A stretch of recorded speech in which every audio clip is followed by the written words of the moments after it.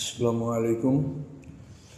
সম্মানিত সুধীমণ্ডলী, আমরা সূরা আহজাব থেকে আজকে আলোচনা শুরু করব ইনশাআল্লাহ। আউযু বিল্লাহি মিনাশ শাইতানির রাজিম। অভিশপ্ত শয়তান থেকে আল্লাহর আশ্রয় কামনা করছি। বিসমিল্লাহির রহমানির রহিম। রহমানির রহিম আল্লাহর নামে শুরু করছি। ইয়া আইয়ুহান নাবী ইত্তাকিল্লাহা ওয়া লা তুতিল কাফিরিনা ওয়াল মুনাফিকিনা ইন্নাল্লাহা কানা আলিমান হাকিমা।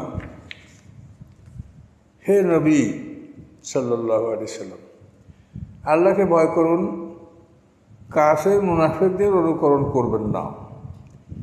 ইন্নাল্লাহা কানা আলিমান হাকিমা, নিশ্চয়ই আল্লাহ তাআলা সব কিছু সম্পর্কে অবগত আছেন এবং তিনি অতি কৌশলী।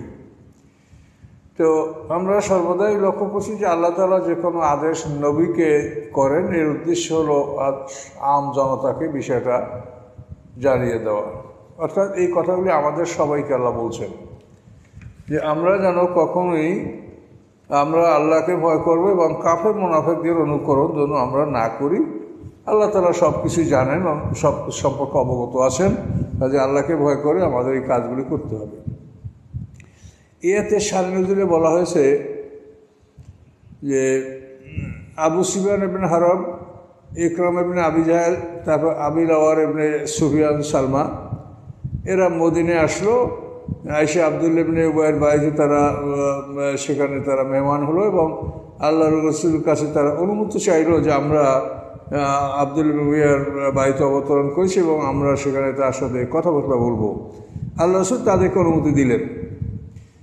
তো তাদের সাথে এই কথাবার্তা হচ্ছিল। তখন মদিনারও কিছু লোকজন তাদের সেখানে উপস্থিত ছিল।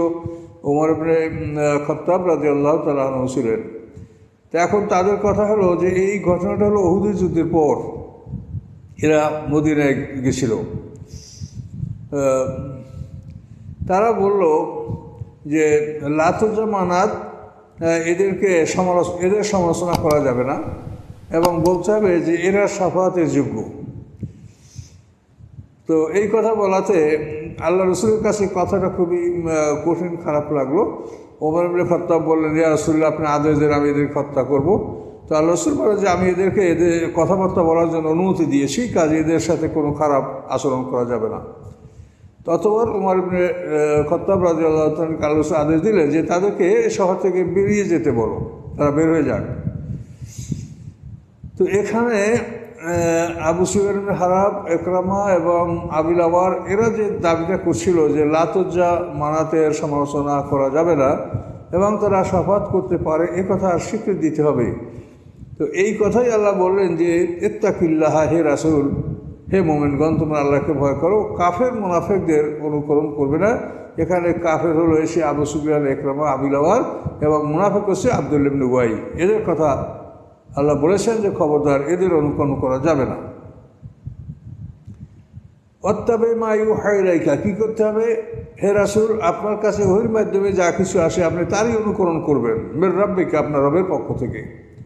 ইন্নাল্লাহা কানা বিমা তা'মালুনা খাবীরা, আল্লাহ তাআলা তোমাদের আমল সম্পর্কে সম্পূর্ণ অবহিত রয়েছেন, তিনি সব কিছু জানেন তোমরা কী করছো। ওয়া তাওয়াক্কাল আল্লাহ, এবং নিশ্চয়ই আপনি আল্লাহর উপরে নির্ভরশীল হন। ওয়াকাফা বিল্লাহি ওয়াকিলা, এবং আল্লাহ তাআলা কর্মবিধায়ক হিসাবে যথেষ্ট। আপনাদের কাজ কিভাবে সম্পন্ন করতে হবে এটা সম্পর্কে আল্লাহই যথেষ্ট, কাজে আপনি কখনোই কাফের মুনাফিকদের অনুকরণ করবেন না। এরপর আল্লাহ তাআলা কিছু বিধান বর্ণনা করছেন। মা জাআলা রাজুলান মিন কালবাইনি ফি জাওফিহি, আল্লাহ তাআলা কোনো মানুষের জন্য তার অভ্যন্তরে দুইটা দিল স্থাপন করেন নাই। কোনো মানুষের বক্ষস্থলে আল্লাহ তাআলা দুইটা অন্তর স্থাপন করেন নাই। আর অমা জাআলা আজওয়াজাকুম আল্লাতী তুযাহিরুনা মিনহুন্না উম্মাহাতিকুম, এবং তোমরা তোমাদের যে সমস্ত স্ত্রীর সাথে জেহার করো তাদেরকে আল্লাহ তোমাদের মা সাব্যস্ত করেন নাই। তাহলে মানুষেরা জাহেলিয়াতে স্ত্রীকে তালাক দেওয়ার জন্য বা স্ত্রী বর্জন করার জন্য স্ত্রীকে বলতো, আনতে আলাইয়া কাজহারে উম্মি, তুমি আমার উপরে আমার মায়ের পিঠের মতো। তো মায়ের কোনো অঙ্গের সাথে যদি স্ত্রীকে তুলনা করা হয় তো এটাকে জেহার বলা হয়, জেহার। এই জেহারের মাধ্যমে স্ত্রীকে তারা পৃথক করতো, স্ত্রীকে তারা তালাক দিত। কিন্তু আল্লাহ তাআলা বললেন যে না, এই জিহারের মাধ্যমে স্ত্রী তালাক হবে না, জিহার একটা অপরাধ। এই জিহার করলে তার পরিণাম হলো যে অনবরত 2 মাস রোজা রাখতে হবে অথবা 60 জন মিসকিনকে খাদ্য দান করতে হবে। এভাবে সূরা ইয়ের মধ্যে, মুমতাহানার মধ্যে কিছুটা সামনে আছে, মানে হাতেম বিন আবি ওলতার ঘটনা অন্যান্য, যাই হোক। তো সম্মানিত শুধু জিহাদ সম্পর্কে আল্লাহ তাআলা কোরআন শরীফে বিধান নাযিল করেছেন। জিহাদের কাফারা হলো 2 মাস রোজা রাখা অথবা 60 জন মিসকিন খাওয়ানো। তো এখানে আল্লাহ বলছেন যে এই জিহাদ করার মাধ্যমে আরবের লোকেরা যে স্ত্রীকে পৃথক করত, এইটা আল্লাহ বলছেন যে এইটা ঠিক নয়, এবং এই জিহাদ করার কারণে তোমাদের স্ত্রীরা তোমাদের মা হয়ে যায় না। আচ্ছা, ওমা জাআলা আদিয়াকুম আবনাউকুম, এবং তোমরা যাদেরকে ছেলে বলে ডাকো, অর্থাৎ মোতাবান্না, অর্থাৎ তোমরা দত্তক গ্রহণ করো বা তোমরা যে অপরের সন্তানকে নিয়ে তাকে ছেলে বা মেয়ে বানাও, তো এগুলিতে তারা তোমাদের সন্তান হয় না।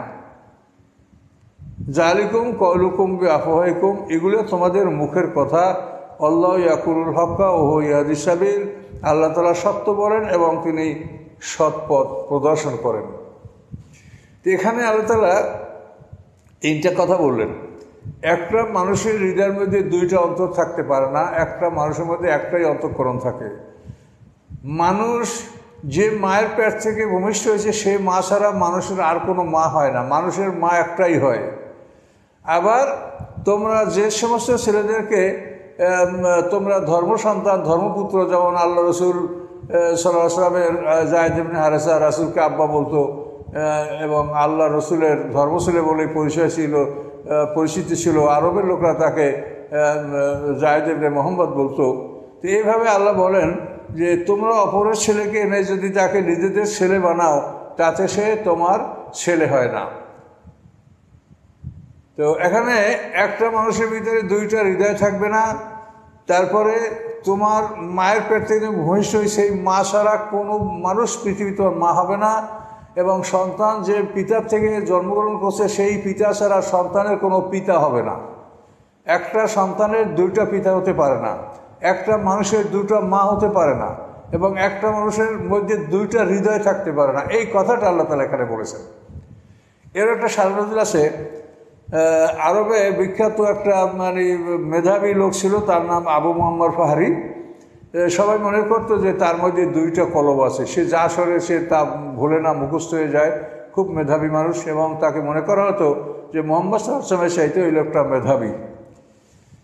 তো এখানে আল্লাহ তাআলা প্রত্যাখ্যান করেন যে কোনো মানুষের মধ্যে 2টা অন্তঃকরণ থাকে না, আর কোনো মানুষের 2টা মা হতে পারে না। যে কোনো মানুষ একটা মা থেকেই সে ভূমিষ্ঠ হয়, আর কোনো সন্তানের 2টা বাপ হতে পারে না। যে জন্মদাতা সেই তার বাপ। এখন আরেকজনে তাকে নিয়ে আসা যদি বলে এটা আমার ছেলে, এবং সে তাকে বাপ বলে এবং সমাজে প্রচলিত অমুকের ছেলে, অথচ তার ছেলে না, আল্লাহ এগুলো মিথ্যা, এগুলো বর্জন করতে হবে, এগুলো সত্য নয়। মা মানুষের একটাই হয়, একটা মা থেকেই মানুষ জন্মগ্রহণ করে।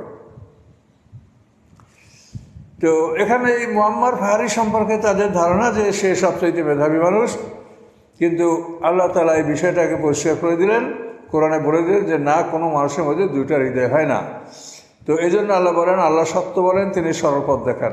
এই মুআম্মার ফাহারি সম্পর্কে তাফসীরে বর্ণিত আছে যে বদরের যুদ্ধে যখন মুশরিকরা চরমভাবে পরাজিত হলো, এই যুদ্ধে মুআম্মার ফাহারি উপস্থিত ছিল। মুআম্মার ফাহারি সে মারা যায় নাই, সে কোনো রকম জীবন রক্ষা করতে সক্ষম, সে বদরের যুদ্ধে মারা যায় না, তার জীবন রক্ষা হয়েছিল। তো এই মুআম্মার ফাহারি যখন মক্কায় গেল, তো আবু সুফিয়ান তো বদরে আসে নাই, সে তো ওই বাণিজ্য কাবালা নিয়ে সিরিয়ায় ওই পথেই ব্যস্ত ছিল। তো আবু সুফিয়ানের কাছে যাওয়ার পর আবু সুফিয়ান জিজ্ঞাসা করে, কী খবর তোমাদের, যে আমরা পরাজিত হয়েছি। তো এই মুআম্মার ফাহারি যখন মক্কায় গেছে, তখন তার একটা জুতা পায়ে আর একটা জুতা হাতে, এভাবে সে গেছে। আবু সুফিয়ান বলছে, তোমার এই অবস্থা কেন? কি যে তোমার একটা জুতা পায়ে একটা জুতা হাতে, এটা কেন? ও আমি তো বুঝতে পারিনি, আমি মনে করছি 2টা জুতোই আমার পায়ে আছে। তখন সবাই নিয়ে উপহাস করলো আর প্রমাণ করলো যে মুআম্মার ফাহারি তার মধ্যে 2টা হৃদয় নাই, সে খুব বড় মেধাবী মানুষ না। বেদার মানুষ হলে তারা এক জোতা হাতে আর এক জোতা পা নিয়ে হাঁটতেছে, আর বুঝতে পারছে না যে আমার জুতা কোথায় আছে।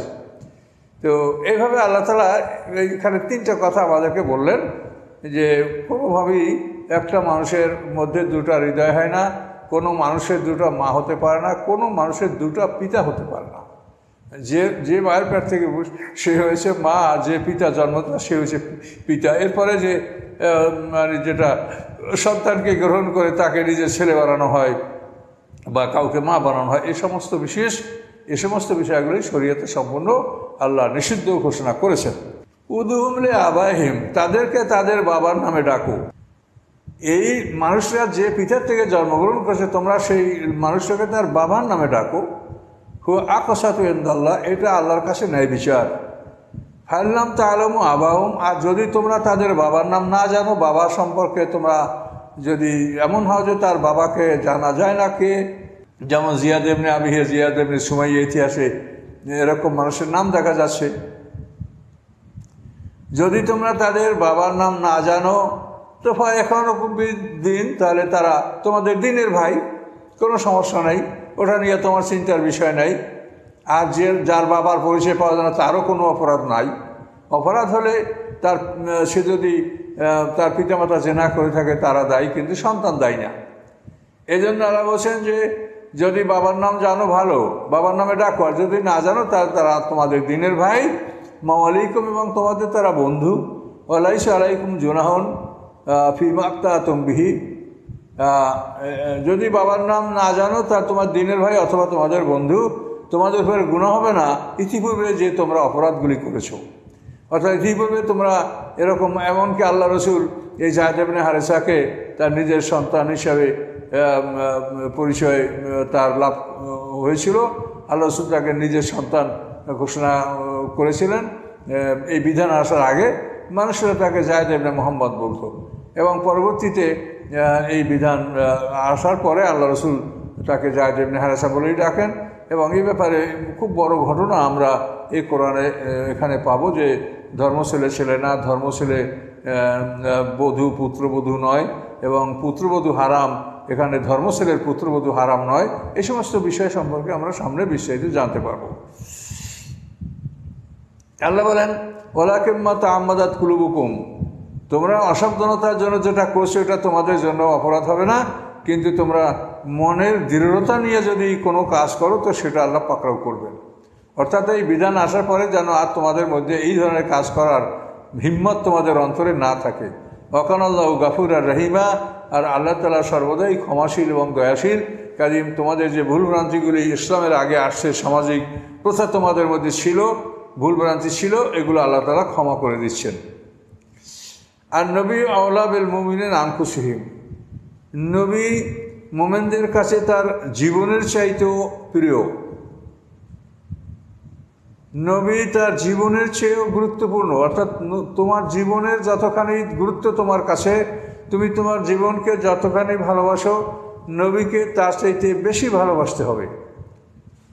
এবং এই কথার উপরেই দেখা গেছে যে উহুদের যুদ্ধে আল্লাহ রসুলকে রক্ষা করার জন্য আনসাররা এমনভাবে তার চতুর্পাশে ঘিরে দাঁড়িয়ে গেছিলেন যে মুশরিকদের তীরতলার আঘাতগুলি তারা হাতে বুকে পেতে তারা আল্লাহ রসুলের চারপাশে শাহাদাত বরণ করতেছিলেন এবং রাসূলকে তারা রক্ষা করতেছিলেন। তো এখন আল্লাহ বলেন তোমাদের জীবনের চাইতেও নবী তোমাদের কাছে ঘনিষ্ঠতর, আপনতর, প্রিয়তম। এবং এই বিষয়টা না হওয়া পর্যন্ত কোনো মানুষের ঈমান পূর্ণাঙ্গ হবে না। এই জন্য উহুদের যুদ্ধে আল্লাহ রসুলকে রক্ষা করার জন্য সেই মদিনার আনসাররা মুহাজিরদেরকে বলছিলেন যে তোমরা সরো, তোমরা হটো, আল্লাহ রসুলকে হেফাজতের জন্য আমরাই তাকে প্রতিশ্রুতি দিয়ে মদিনায় নিয়ে আসি, আমরা তাকে রক্ষা করব। এই জন্য দেখা যায় যে উহুদের যুদ্ধে যে 70 জন মুসলমান শাহাদাত বরণ করেছিলেন তার মধ্যে 64 জন আনসার আর মাত্র 6 জন মুহাজির। তো নবী তোমাদের জীবনের চাইতেও তোমাদের কাছে প্রিয় এবং ঘনিষ্ঠতর। ও আজওয়াজ উম্মাহাতুহুম, এবং তার স্ত্রীরা তোমাদের মা। এই মা মানে বিবাহ করা হারাম এই হিসেবে মা, মানে এই মা এমন, এটারও কারণ, মানে মা হাকিকি মা আর স্বভাবী মা। হাকিকি মানে যে প্রকৃত মা, আর স্বভাবী মানে কোনো একটা কারণে তাকে মা ঘোষণা করায়। পিতা যাদেরকে বিয়ে করে, দাদা যাদেরকে বিয়ে, তারা মা। এটা কারণ, বিবাহের কারণ। আর রাসূল স্ত্রী হওয়ার কারণে তারা তোমাদের মাতৃতুল্য। সমস্ত নবীরা তার জাতির জন্য সে পিতার তুল্য। সমস্ত রসুলরা প্রত্যেকটা জাতির নবী সেই জাতির পিতা হিসাবে তাকে সম্মান বা মর্যাদা আল্লাহ দান করেছেন। এই জন্য আল্লাহ বলছেন রাসূলের স্ত্রীগণ তোমাদের মা। এই মা এমন মা নয় যে মায়ের বোন খালা, তাকে বিয়ে করা হারাম, তা নয়। রাসূলের স্ত্রীদের বোনরা কিন্তু তোমাদের খালা নয়, শুধু স্ত্রীরা মা, অর্থাৎ মাতৃতুল্য। তাদের সাথে তোমাদের বিবাহকে অবৈধ ঘোষণা করা হয়েছে। এই হলো এই কথার মূল উদ্দেশ্য। ওয়া উলুল আরহামে বাযুহুম আওলা বিবায, এবং আত্মীয় স্বজন, রেহেম মানে মাতৃগর্ভ, এই মাতৃগর্ভের সাথে আত্মীয়তার সম্পর্ক। তো এই আত্মীয় স্বজন একে অপরের চাইতে নিকটতম। পিতার কাছে সবচাইতে নিকটতম তার সন্তান, তারপরে নাতি পোতাপুতি। সন্তানের কাছে সবচাইতে নিকটতম তার নিজের সন্তান এবং পিতামাতা। এভাবে আল্লাহ বলছেন যে আত্মীয় স্বজন তোমাদের মধ্যে একে অপরের তুলনায় নিকটতম ফি কিতাবিল্লাহ, আল্লাহর কিতাবে। মিনাল মুমিনিন মুহাজির, এবং মোমেন এবং মুহাজির এদের মধ্যে এরকম আত্মীয়তার মধ্যে যে সবচেয়ে নিকটতম সে আগে পাবে, তারপরে তার যারা একটু দূরে তারা পরে পাবে। এবং মুহাজিরদের মধ্যেও এই বিধান আল্লাহ ঘোষণা করেন। মোমেন এবং মুহাজির তারা এই বিধান মেনে চলবে, অর্থাৎ সম্পত্তি বন্টন হবে মোমেনের সম্পত্তি মোমেনের মধ্যে, আর মুহাজিরদের সম্পত্তি মুহাজিরদের মধ্যে। যারা হিজরত করে নাই তাদের মধ্যে সম্পত্তি বন্টন বিনিময় এটা হবে না। এই জন্য মুহাজিরিন কথাটা বলা হলো। তো এই জন্য আত্মীয় স্বজনের মধ্যে দেখা যায় যে পিতার সামনে ছেলে মারা গেছে, ছেলে মারা গেলে এখন নাতি, এই নাতিরা এবং পিতার যে সন্তানরা, এই সন্তানের সাথে নাতিরা এক স্তর দূরে। এই জন্য ছেলে মেয়ে থাকলে নাতি পোতা বা পোতাপতি এদেরকে মাহরুম বা শরিয়ত থেকে মানে মিরাজ থেকে বঞ্চিত, মাদুমে মিরাজ এটা ঘোষণা করা হয়েছে এই আয়াতের বিধানে, যে নিকটতম থাকতে দূরবর্তী পাবে না। তো নিকটতমরা থাকলে দূরবর্তী পাবে না, নিকটতম আগে পাবে। এই জন্য আল্লাহ বলেন উলুল আরহাম, অর্থাৎ আত্মীয় স্বজন, রেহেমের মাধ্যমে আত্মীয়তা হয়। আমি আমার মায়ের সন্তান, আমার ভাই বোন তারা আমার মায়ের পেট থেকে আসে, এই জন্য তারা আমার রেহেম বা আত্মীয়। আমার পিতা যে মায়ের পেটে হচ্ছে, আমার মানে ফুফু এবং আমার চাচা তারা ওই মায়ের পেটেই হয়েছে। তো এই আত্মীয়তা হলো রেহেমের মাধ্যমে। আমার মা যে মায়ের পেটে হচ্ছে, সেই মায়ের অন্যান্য সন্তান আমাদের মামা খালু। তো এভাবেই আত্মীয়তার মূল সম্পর্ক হলো রেহেম, মাতৃগর্ভ। এই জন্য আল্লাহ বলছে উলুল আরহাম মানে তোমার আত্মীয় স্বজন একে অপরের সহিতে নিকটতম আল্লাহর কিতাবে। এবং মোমেন এবং মুহাজিরদের মধ্যে এই বিধান, অর্থাৎ মোমেনরা মোমেনদের অরিস হবে, মুহাজিররা মুহাজিরদের অরিস হবে, কোনো মুহাজির গায়রে মুহাজিরের অরিস হবে না। ইল্লান তাফালুল আউলাইকুম মারুফা, হ্যাঁ তোমাদের বন্ধুদের সাথে তোমরা সদ্ব্যবহার সদাচরণ করতে পারবে। এখানে বন্ধুদের ব্যাপারে আল্লাহর মানে বন্টন করা বিধান যেটা আছে, সেই বিধানের আওতায় যারা আসছে, অর্থাৎ যারা মৃত ব্যক্তির ওয়ারিশ হবে তাদেরকে আল্লাহ যেটা বলছেন কোরআনে ওটাই দিতে হবে। এবং নিজের ইচ্ছায় 3 সম্পত্তি অন্য বন্ধু বান্ধব বা কোনো ধর্মীয় প্রতিষ্ঠানে অক্ষ করা বা বন্ধু বান্ধব কাউকে দেওয়া, এটা 3 সম্পত্তি তারা দিতে পারবে। কিন্তু যাদের অংশ কোরআনে উল্লেখ করা আছে তাদেরকে কোনোভাবেই সম্পত্তি দেয়া যাবে না। মৃত্যুর পরে আল্লাহ যেটা বলছে ওটাই তারা পাবেন, যেহেতু তাদের অংশ আল্লাহর পক্ষ থেকে নির্ধারিত হয়েছে। এরপরে তাদেরকে ওর থেকে কম বেশি দেওয়ার কারো ইখতিয়ার নাই। এজন্য যারা মৃত্যুর পরে ওয়ারিশ হবে তাদেরকে এই যে 3 সম্পত্তি ওসিয়ত করা হবে, এটা তাদেরকে ওসিয়ত করা যাবে না, যেহেতু তাদের অংশ তো আল্লাহ বন্টন করেই দিয়েছেন, উল্লেখ করেই দিয়েছেন। তো এই জন্যই কোনো ক্ষেত্রে কোনো মানুষ যেন এভাবে চিন্তা না করে যে আমার শুধু মেয়ে আছে ছেলে নাই, তাহলে আমার মেয়েরা তো 3 ভাগের 2 ভাগ সম্পত্তি পাবে, 1 ভাগ তো আমার ভাই বা ভাই ছেলেরা পাবে, তো এই সম্পত্তিটা মেয়েদেরকে লিখে দেই, এটা ঠিক হবে না। তার কারণ মেয়েদের জন্য আল্লাহ অংশ নির্ধারিত করেছেন। যাদের জন্য অংশ নির্ধারিত আছে তাদের ব্যাপারে কোনো ওসিয়াত বা তাদেরকে অতিরিক্ত দান করা এটা যাবে না। এমনি জীবনযাপনের জন্য যা কিছু স্বাভাবিক ব্যয়, ভরণ পোষণ, এটা সবাই এটা করবে, কিন্তু অতিরিক্ত কোনো দান, যাদের আল্লাহ তাআলা যাদের অংশ কোরআনে উল্লেখ করেছেন তাদেরকে অতিরিক্ত দান বা ওসিয়াত তাদেরকে করা যাবে না। 3/1 সম্পত্তি ওসিয়াত করা যাবে, তা যারা ওয়ারিশ হয় নাই এমন আত্মীয়, দেখেন আপনার ছেলে মারা গেছে কিন্তু পোতা পুতি আছে, এখন এদের তো অংশ নাই, এখন আপনি 3/1 ওসিয়াত করতে পারেন, এদেরকে ওসিয়াত করেন। এরকম যারা নিকটতম অথচ তাদের অংশ নাই, এটা আপনার দায়িত্বে, জ্ঞানের উপরে আল্লাহ নির্ভর ছেড়ে দিয়েছেন যে তুমি তোমার জ্ঞান দ্বারা এই 3/1 সম্পত্তি নিজে বন্টন করো, আর বাকিটা আল্লাহই বন্টন করে দিয়েছেন। প্রকৃত মালিক আল্লাহ রাব্বুল আলামিন, আল্লাহ ছাড়া আমরা সবাই তার গোলাম। আশহাদু আন্না মুহাম্মাদান আবদুহু ওয়া রাসূলুহু, আমি সাক্ষী দিচ্ছি নিশ্চয়ই মুহাম্মদ সাল্লাল্লাহু আলাইহি ওয়াসাল্লাম আল্লাহর বান্দা এবং রাসূল। বান্দা মানে গোলাম। তাহলে আমরা সমস্ত মানুষ আল্লাহর গোলাম, আমরা কেউ মালিক নই। অনেকে মনে করেন যে আমি জীবিত থাকতে আমি মালিক, আমি সম্পত্তি মুখকে দিয়ে যাব, মুখকে দিয়ে যাব, এইভাবে কিন্তু অনেকেই চিন্তা করে, কিন্তু এটা সম্পূর্ণ অবৈধ। যেহেতু সম্পত্তি কিভাবে বন্টন হবে সেটা আল্লাহ বলে দিয়েছেন। কাজেই যাদের অংশ কোরআনে উল্লেখ করা হয়েছে যারা এই অংশ পাবে, তাদের জন্য কোনো মানুষ তাদের জন্য কোনো ওসিয়াত দান এটা তাদেরকে করতে পারবে না। তাদের যেটা পাওনা সেটা আল্লাহই বলে দিয়েছেন, ওটাই তারা পাবে এবং মৃত্যুর পরে এটা তারা পাবে। কাজে এই জন্য এভাবে সম্পত্তি বন্টনে যদি কেউ হস্তক্ষেপ করে এবং নিজেকে মালিক মনে করে, যেটা শিরক পর্যায়ের গুনাহ হবে। শিরক হবে কেন? যে আল্লাহ বলেন মালিক আমি, আর আপনি বলবেন আমি মালিক, তাহলে আপনিও মালিক, আল্লাহ মালিক, নাউজুবিল্লাহ। আকাশ পৃথিবীর মালিক আল্লাহ, আকাশ পৃথিবীর মাঝে যা কিছু আছে তার মালিক আল্লাহ, এ কথা তো আল্লাহ তাআলা বহুবার করে আল্লাহ বলেছেন। কাজে এই জন্য কোনো মানুষ যদি নিজেকে মালিক মনে করে আর মনে করে যে আমি মরে গেলে আমার মেয়ে পাবে না বা স্ত্রী পাবে না বা কম পাবে, এই জন্য তাদেরকে বেশি দিয়ে যাই, এটা কিন্তু অবৈধ, সম্পূর্ণ অবৈধ হবে। নিজেকে মালিক মনে করা এটা শিরক পর্যায়ের গুনাহ।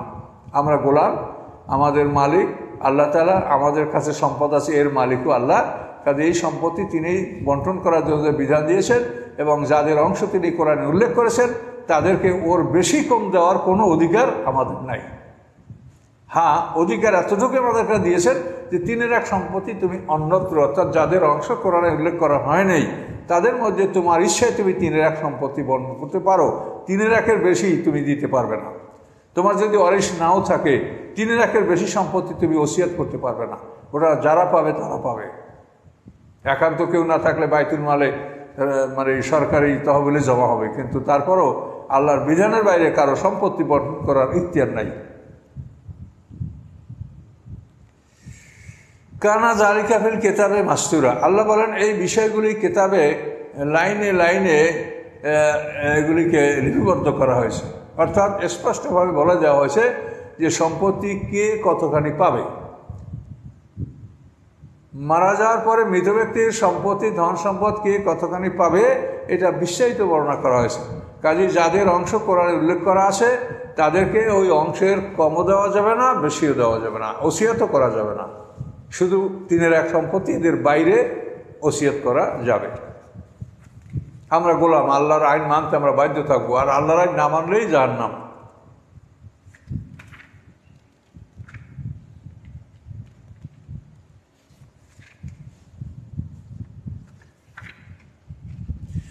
ওয়াইজ আখাযনা মিনান নাবিয়্যিনা মিসাকাহুম, স্মরণীয় ঘটনা, আমি যখন নবীদের থেকে প্রতিশ্রুতি নিয়েছি।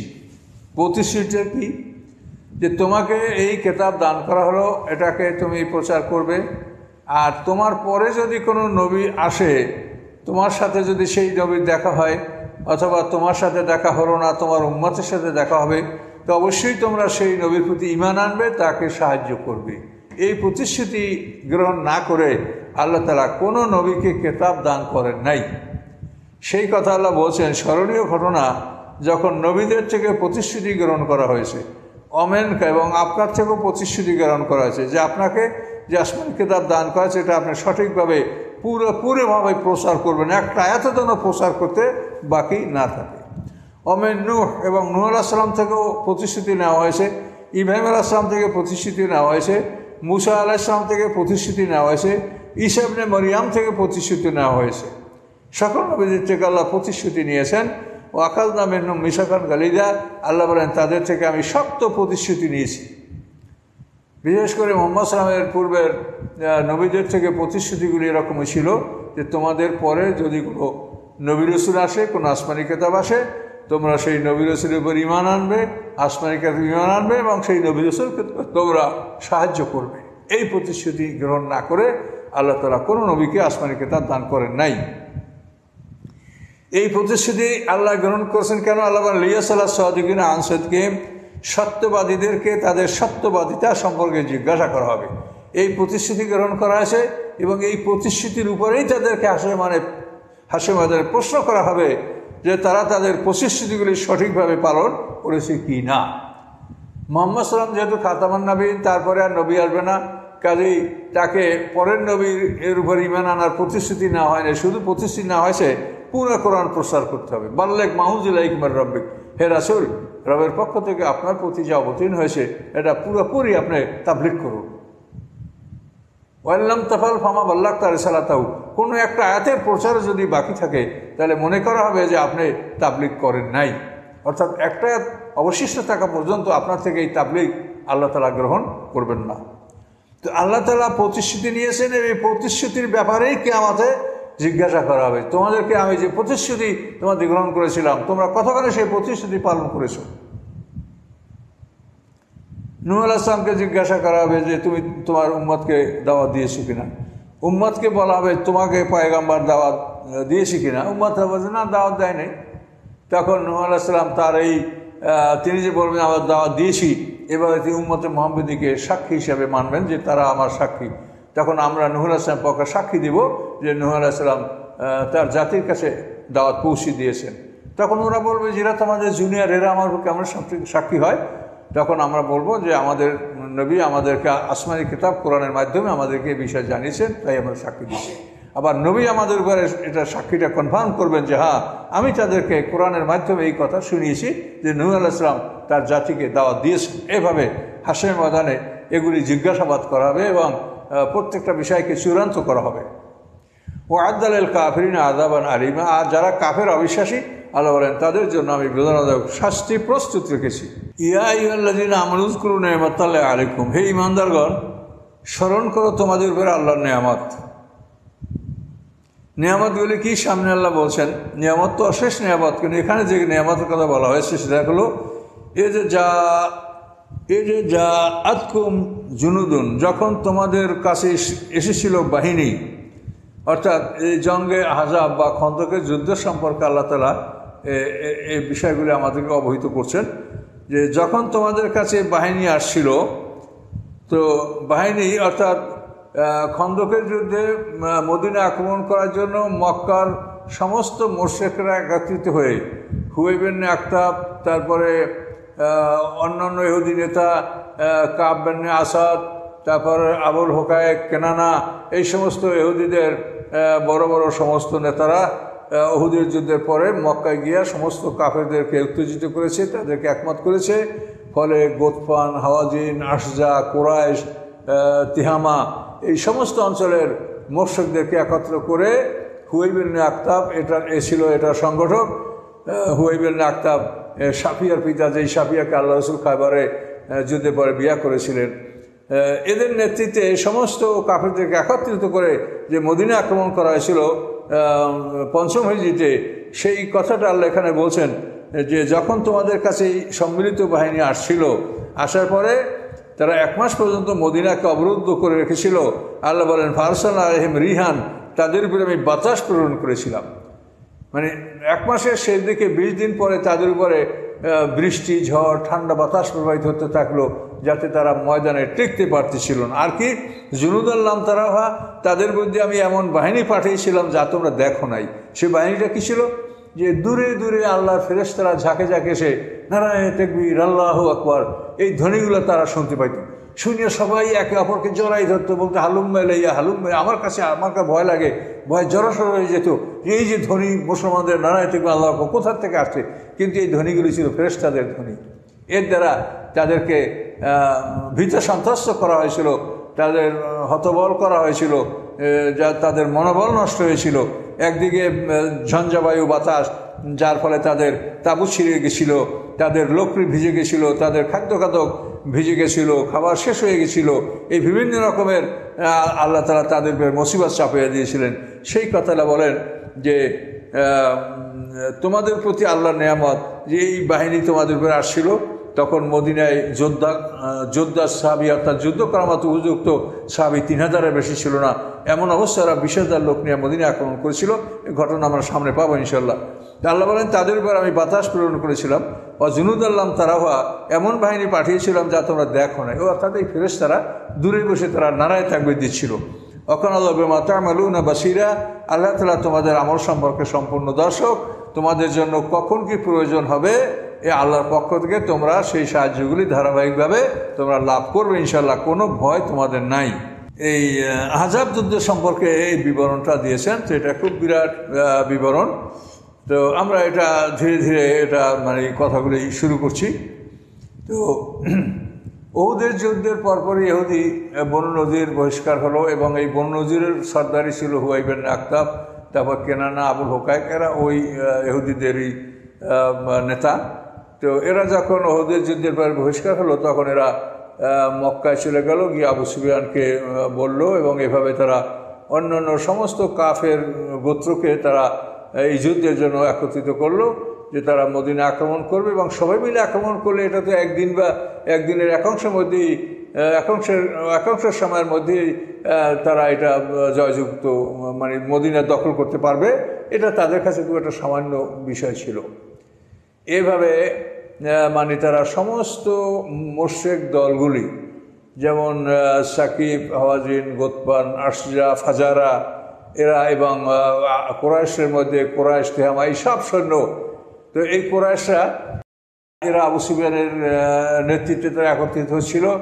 এদিকের এরা যারা ছিল গোতবান, আশরা, এরা ওয়াইন ইবনে হাসান ফাজারি, তারপরে আমর, এভাবে অন্য অন্য সেনাপতির মাধ্যমে তারা সব একত্রিত হয়ে তারা মদিনা আক্রমণের পরিকল্পনা গ্রহণ করেছিল। এটা 5ম হিজরিতে এই ঘটনাটা সংঘটিত হয়েছিল। এরা সবাই একত্রিত হওয়ার পরে এখন মদিনা শহরে তখন একদল ইহুদি ছিল, ইহুদি বনু কুরাইজা। তারা এখনও আল্লাহ রসুলের সাথে কোনো বিশ্বাসঘাতকতা করে নাই, ওয়াদা ভঙ্গ করে নাই। এই দলটি মদিনা শহরেই ছিল। তাদের দুর্গ মদিনা শহরের দক্ষিণ পূর্ব দিকে বিশাল দুর্গের মধ্যে তারা ছিল। তো এই দুর্গের মধ্যেও শেষ পর্যন্ত হুয়াই বিন আখতাব তাদের কাছে আসলো। আসার পরে ওই দুর্গের নেতা কাব বিন আসাদ তাকে ডাকলো, কিন্তু সে হুয়াই বিন আখতাবকে দেখেই তার দরজা বন্ধ করলো। সে বুঝতেই পারছে যে মুহাম্মদ সাল্লাল্লাহু আলাইহি ওয়াসাল্লামের সাথে সন্ধিভঙ্গ করার জন্য সে আমাকে অনুরোধ করবে। এই জন্য সে বুঝেই কাব বিন আসাদ দরজা বন্ধ করে দিল। আমি মানে তার সাথে কথাই সে বলতে রাজি না। কিন্তু হুয়াই বিন আখতাব তাকে বহুবার বোঝাবার চেষ্টা করলো, বহু অনুরোধ করলো যে তুমি আমার কথাটা শোনো, যে আমি কী জন্য আসছি। আমি এমন সুসংবাদ নিয়ে আসছি যেটা তুমি চিন্তা করতে পারো না। আমি সমস্ত মুশরিকদেরকে ঐক্যবদ্ধ করেছি, সবাই তারা একমত হয়েছে, সবাই মিলে তারা মদিনা আক্রমণ করবে, তুমি কেন একা বাকি থাকবে। এভাবে তাকে বোঝানো হচ্ছে, কিন্তু সে কোনোভাবেই রাজি হচ্ছিল না। শেষ পর্যন্ত হুয়াই বিন আখতাব বলল, তুমি দরজা বন্ধ করলে কি রুটির ভয়? তোমার রুটিতে আমি শরীক হবো এই ভয়তে তুমি দরজা বন্ধ করেছ? এটা খুব অপমানজনক কথা আরবে। এই জন্য শেষ পর্যন্ত দরজা খুললো।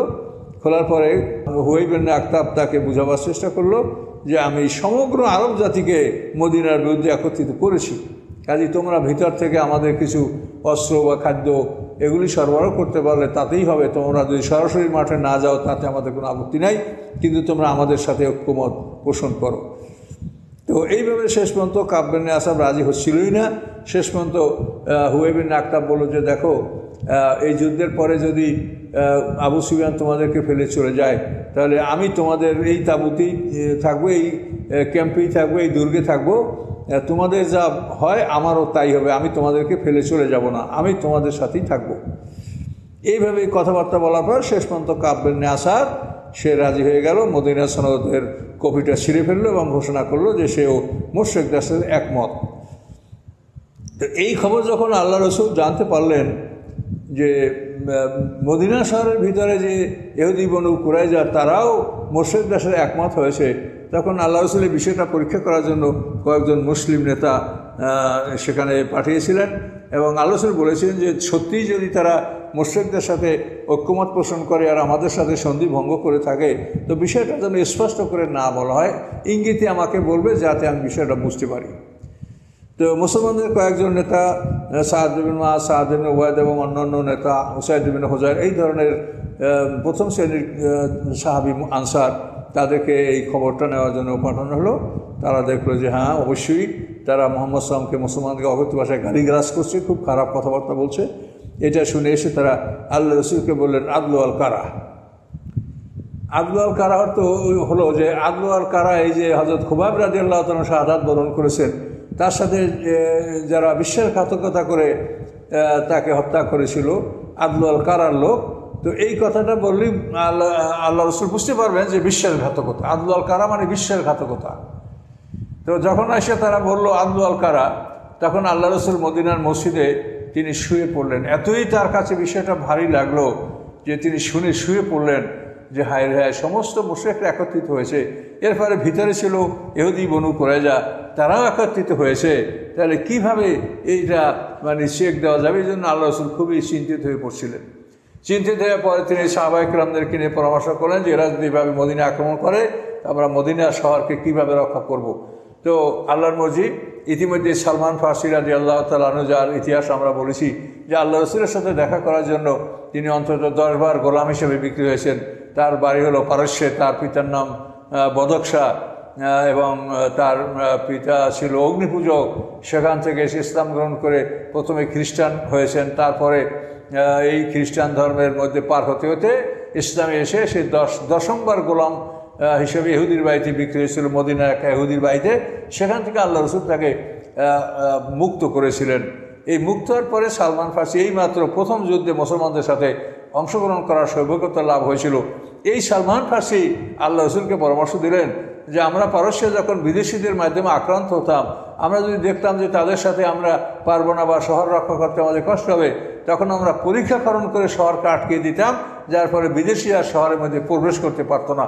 কাজে মদিনা শহর রক্ষা করার জন্য আপনি এইভাবে প্ল্যান করেন, অর্থাৎ মদিনা শহরের উত্তর দিক থেকেই প্রবেশের জায়গা, দক্ষিণ পূর্ব পশ্চিম, পশ্চিমে হলেও মানে লাউর কঙ্করময় ভূমি, সেখানে কোনো পশু মানুষ পা রাখতে পারে না, পা কেটে যায়।